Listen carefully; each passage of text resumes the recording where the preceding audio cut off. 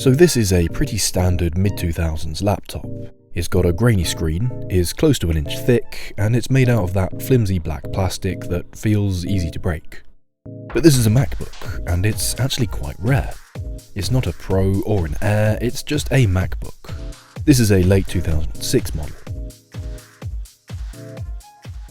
Apple released the plain old MacBook line as a budget alternative to their more premium laptops. They sold lots of these to schools and universities in bulk since they are a bit less delicate and cost less to replace. Apple offered these in black or white though, and because the white version was sold for twice as long, these ones are now quite a bit rarer. This one's a particularly impressive specimen, as it's in incredible condition for an almost 20-year laptop made out of plastic. I stole a bargain on eBay getting it for £20 UK. So this MacBook is powered by a 2GHz Intel Core 2 Duo CPU. Pretty average for 2006, but still somewhat usable after all this time. It's a low clock speed processor with no turbo boosting, and there are only 2 cores on board, but such was the way with computers built at that time. It gets the job done, but isn't ideal. The beauty in these MacBooks isn't what their creators gave them though, it's what the end user could add after purchase.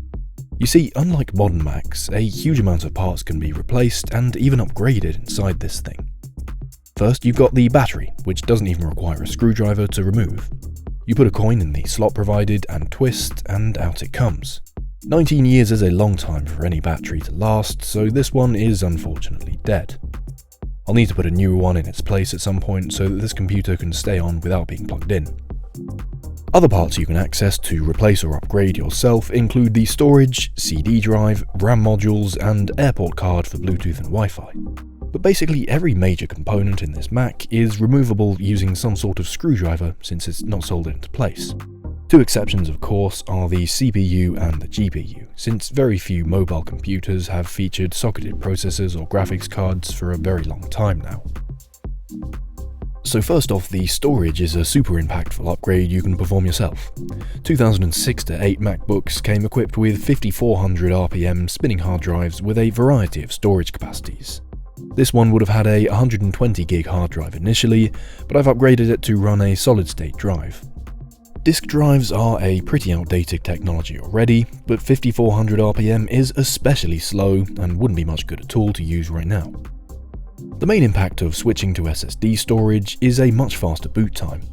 You could press the power button on this computer with the hard drive in and still be waiting for it to boot 3 or 4 minutes later. This Mac now boots in closer to half a minute, which is a major improvement. Of course, the other benefit to having removable storage is, unlike on newer Macs, you can upgrade this one to have as much storage space as you require. 1 terabyte of storage? Fine. 4 terabytes of storage? Yeah, crack on. So RAM is another thing you can upgrade on this computer. It started with a paltry 512 megabytes on board, but it's possible to take this machine up to 2 gigabytes. As I said with the CPU, this kind of power isn't really going to be applicable to modern operating systems and apps, and there's no way of running the latest version of macOS on this thing, but it is an almost 20-year-old computer though, and I think that's expecting just a little too much from it. So there are a couple of things this Mac could be really good for though. Firstly, this laptop has a disc reader inside. It's basically a portable DVD player. So if I'm going on a road trip away, let's say, this is the perfect thing for watching films when I'm not connected to the internet. It can also play albums on CD, so paired with a decent set of speakers, it makes a great looking CD player.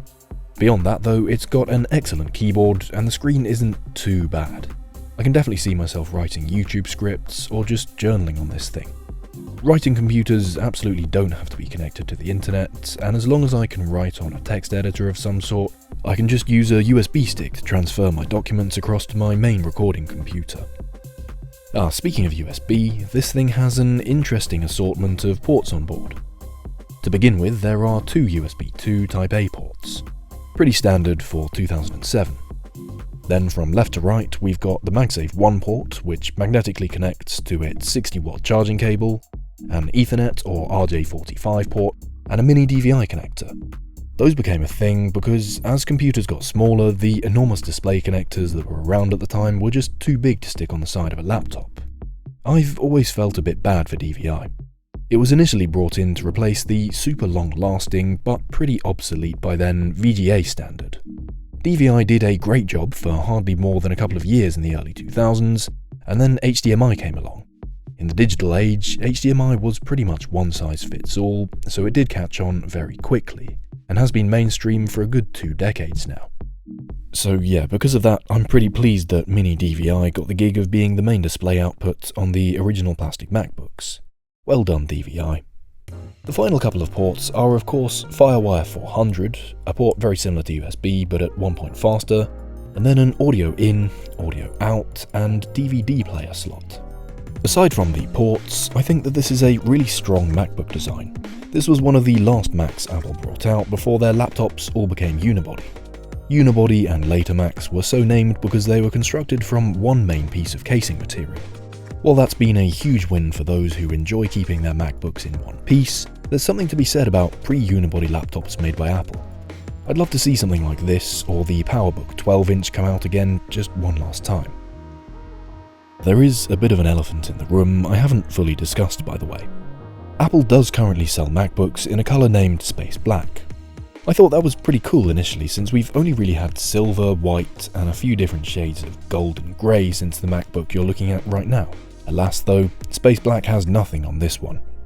I was lucky enough to own an M3 Max MacBook Pro in Space Black for a while, and all it did for the entire time was collect fingerprints, let its very thin coating get scratched off, and probably worst of all, just rub off over time near the palm rest.